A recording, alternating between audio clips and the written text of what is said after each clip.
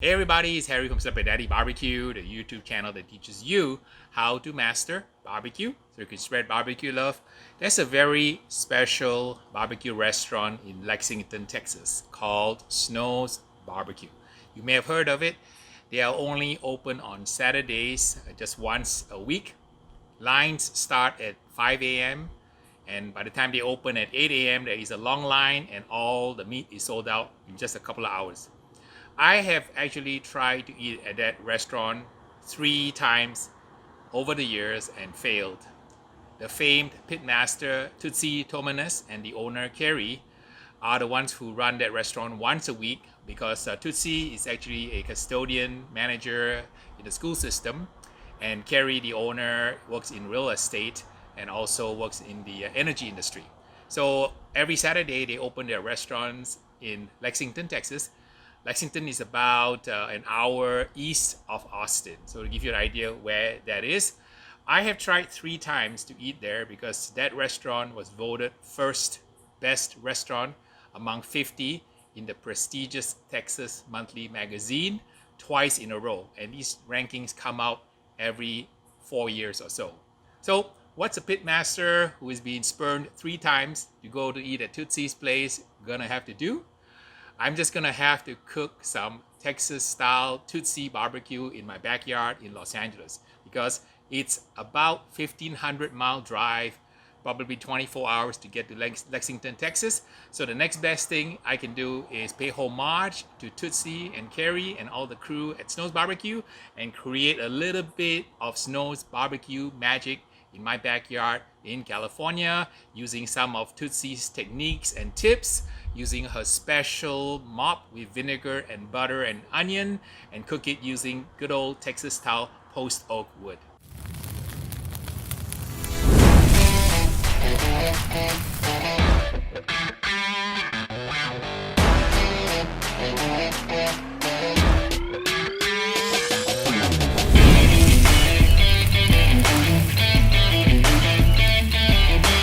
Part of the secret to Tootsie's special barbecue is her wonderful mop.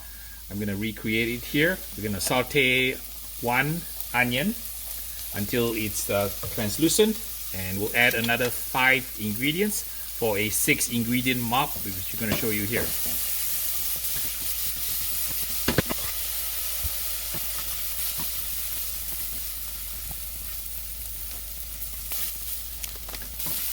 Once the onions are cooked and kind of translucent, add 1 stick of butter.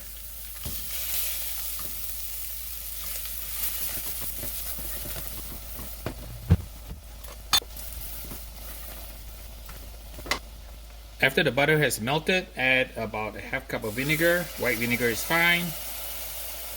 Add a half cup of Worcestershire. 1 tablespoon of some dry mustard.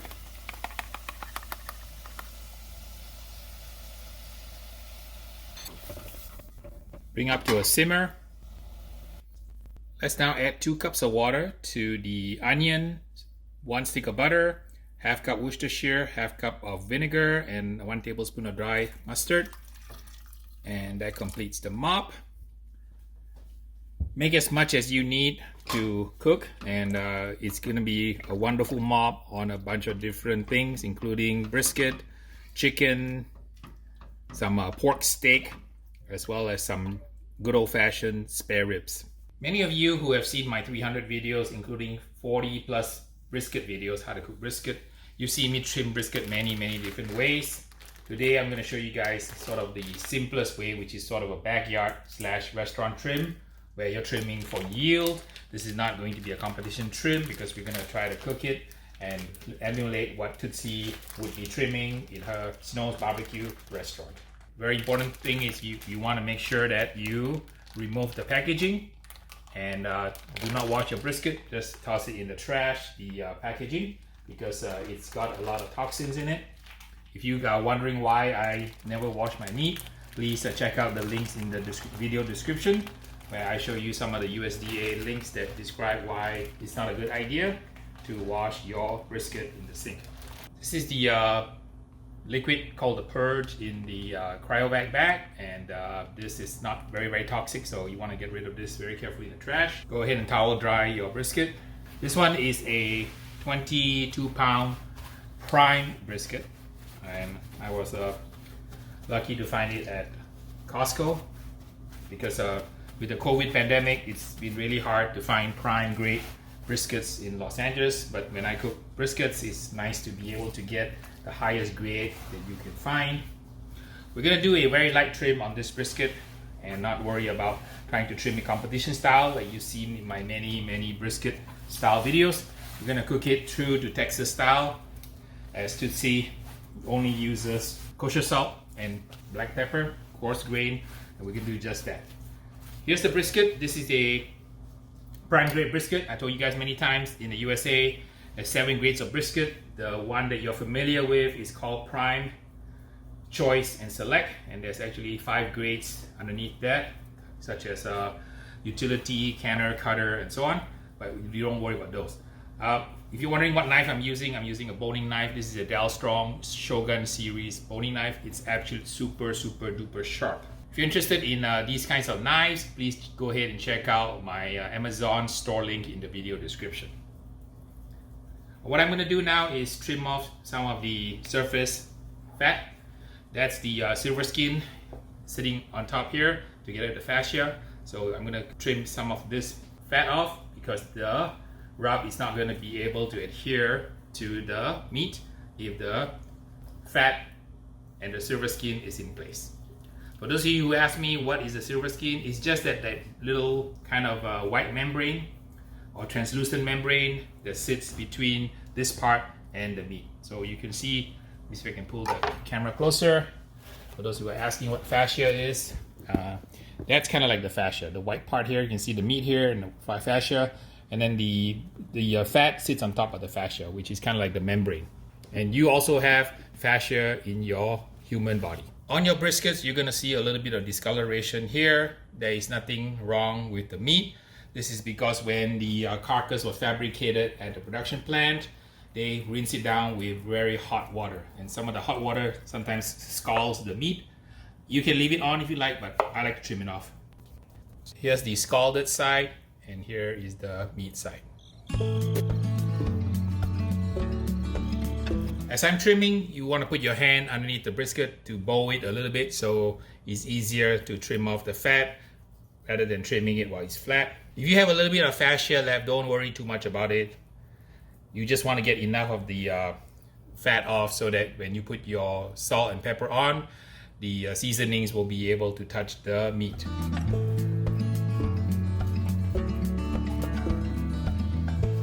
We're done with this side.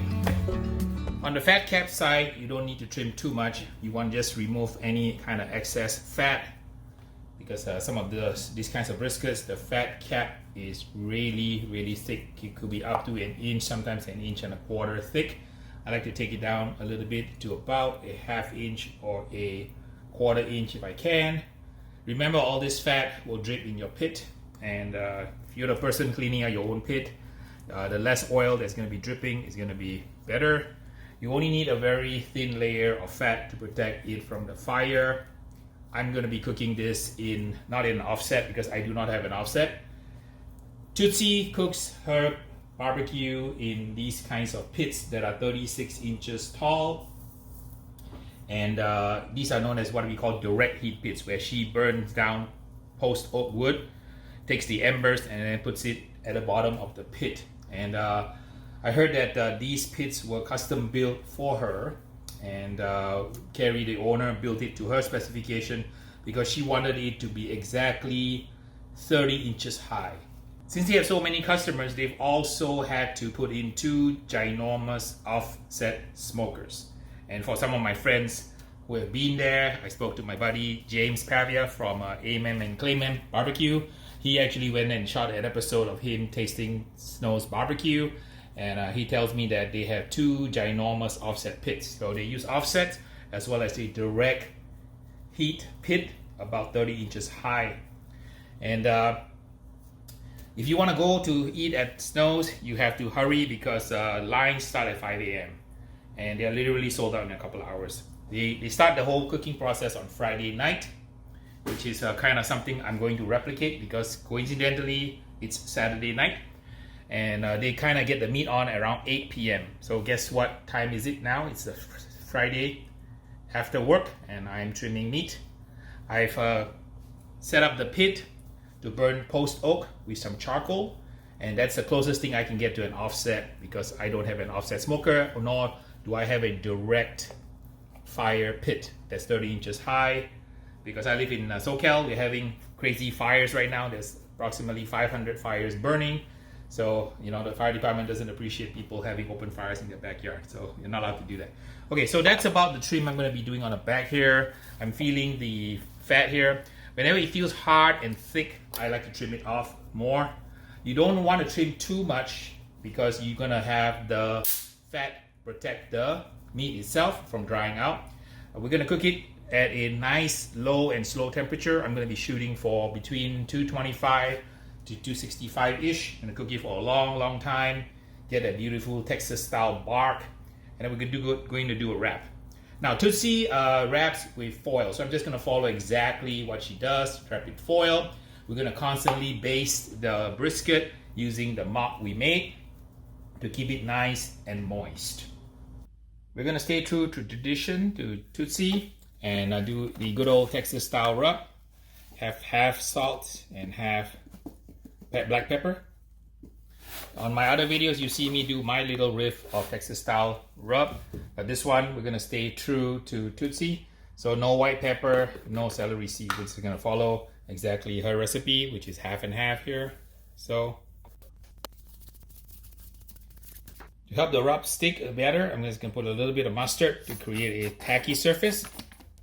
This is optional, but my brisket is very dry, so I prefer to give it a little smear so that the rub will stick nicely without falling off. And you want a very nice thick layer of S&P on your snow style Texas brisket. Just pure Texas flavors, just salt and pepper, post oak, good technique, good draft, keeping the brisket moist with a butter, onion, Worcestershire, vinegar, mustard, dry powder mustard mop, and you are on your way to Snow's style brisket perfection. I had a chance to meet Tootsie in Kansas City also during the KCBS Hall of Fame Awards in 2019. Had a chance to meet my hero in person, and she's just such a sweet lady. You cannot believe with her vitality and vigor, she's in her mid-80s.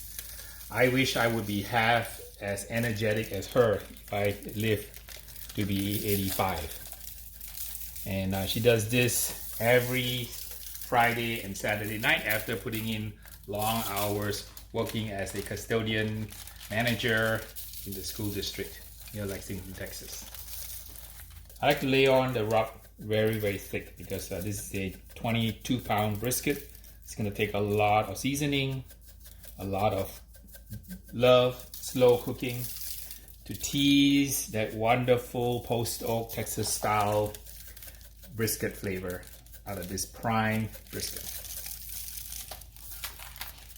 Okay, to tell you how much rub I use, that's about how much rub. So this is quite a lot of rub for a 22-pound brisket.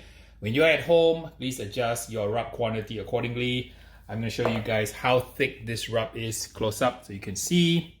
It's thick enough to cover the base layer at the bottom so it becomes opaque. That kind of tells you the amount of rub I used on this 22-pound brisket. Our pit has come up to temp. I'm at about 270 degrees. We're going to put a few chunks of wood to prop up the brisket. I'm showing you guys why. That way the brisket will drain and you can get a absolutely wonderful crust. Just get right on top of the wood blocks here. Absolutely gorgeous.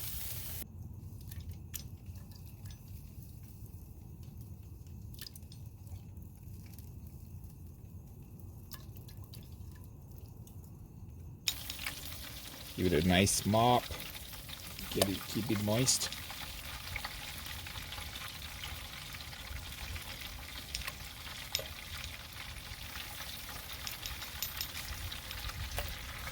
Alright, looking beautiful. It's about 5 a.m. now. It's still a little bit wet. Get some more mop on.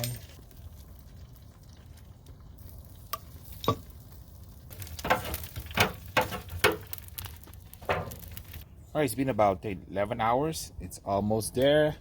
Bark is beautifully crusted up. We're ready for the next phase to wrap it in foil. Before you foil, it's very important for you to confirm that the crust has set, because that's where all the flavor is. And you want to make sure that you do a scratch test. Harry scratch test, you take your fingernail, kind of gently touch the bark. If the bark does not come off in your fingernail, that means that the bark is set. You're ready to foil your brisket.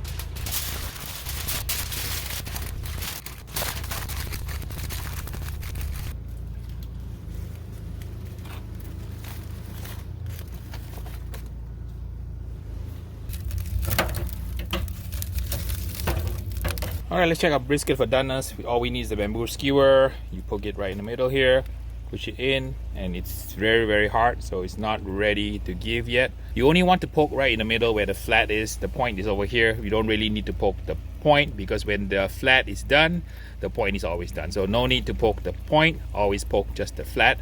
And this is not yet done. I would say another probably hour and a half. It's taken about 14 hours to cook this 22-pound brisket. Take a slice here. How it looks like, and you can see beautiful smoke ring, super moist and tender. Just about drape it like that. Got the wonderful curve and bend. Do a pull test. Ooh, absolutely super tender. I'm gonna take a quick bite. Amazing brisket. And this is a kind of restaurant style brisket, so what we do is we cut off the point muscle, so we can slice the, I like to slice the flat into slices, and then the point, you know me, I like to make cubes out of it, but if you don't want to make cubes out of it, I'll do both so you can see. So the point muscle, the grains run typically this way, so if you want to do slices from the point, you go kind of this way against the grain, like 90 degrees on this side here. So I'll show you guys how to do point muscle using burn ends style as well as the slice style. So show you guys the slice style. It's super hot, I'm burning myself. So that's how it looks like. So that's the point muscle, and that's where the burn end comes from. So you can slice it this way if you like. I'll prefer it to the other way in the cubes to make the wonderful burn ends. Show you an example here. This is super hot. You can see the smoke ring is a crazy smoke ring. Just good technique and mopping, good fuel, good wood, and super moist and soft. And that is a burnt end version of the point. I'm gonna let it cool down for a minute here before I try to taste test this thing. And in the Texas, the point is called the moist or the fatty, and that's the part I really like. And then the flat is called the lean also. And this is this part here.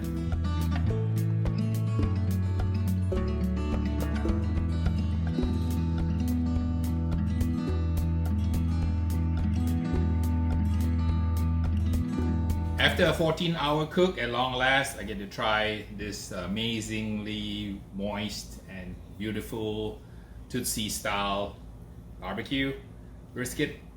It's still piping hot, so I'm going to try not to burn myself here.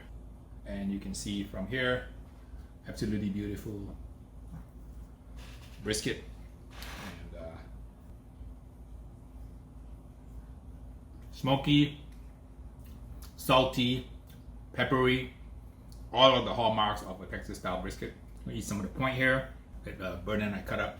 Absolutely beautiful burn end. Texas style burn ends. Just that salt and pepper hits you right between the eyeballs. The wonderful smoke, the tender beef flavor. Absolutely, absolutely fantastic. So, not that hard to do. So you guys saw it from start to end. Salt and pepper using Tootsie's mop.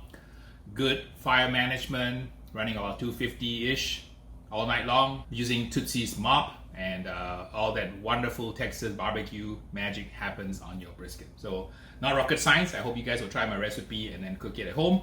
Let me see if Mr. Beans, you like some brisket? He's looking at me right now, so let me see if I can get him a little brisket plate. Okay, Beans, ready for some brisket? We're gonna serve you guys some of Lexington, Texas Tootsie style brisket. We have you the flat and the point, and moist or the lean. I'll give it a shot here. Okay, he went for the point first, gobbling down the flat and licking the plate. Give me a thumbs up approval, Mr. Beans. Excellent. Fantastic. Thanks for stopping by and joining me for my Snow's barbecue brisket episode. I hope you guys found this helpful, and if you guys want to recreate Tootsie's wonderful flavors at home, now you know how it's done. We are going to go ahead and pack this up and pass the food and spread some barbecue love around. I want to do a shout out to all my Patreons for supporting my channel, keeping the lights going. And for those of you who have not checked out my Patreon, we offer Zoom classes, free Q&A, virtual cooks.